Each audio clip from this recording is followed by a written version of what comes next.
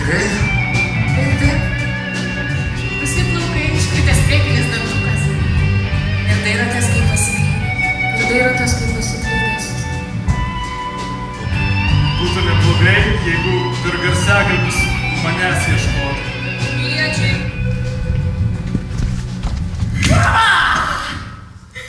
Ne, nesprogo. Kasai tu mielas.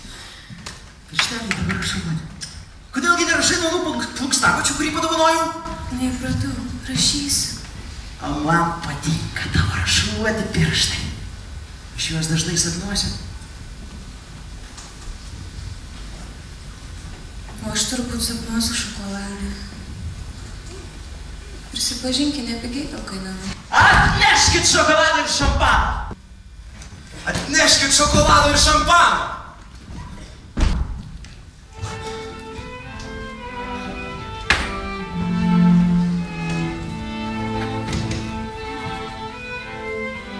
Štai, mes ir susitikom.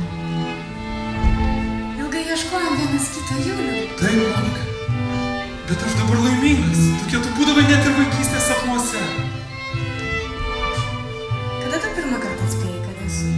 13 vėja. O tu kada? Aš truputį vėliau, nes tu keiteis daug kartų. Tu visą laiką būdavai lengvutė. Užsinešdavau ant rankų į 4 aukštą, girdėdamas už nugaros šnipštimą. Visai neturi gėdos paleistuvai. Visą laiką būdavai lengvutė. Atsimenu, užnešdavau ant rankų į 4 aukštą už nugaros girdėdamas šnipštimą. Tu visą laiką būdavai lengvutė. Užnešdavau ant rankų į 4 aukštą, girdėdamas už nugaros šnipštimą.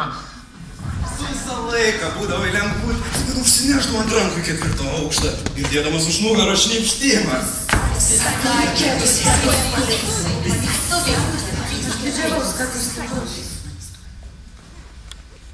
Bijau tave paliesti.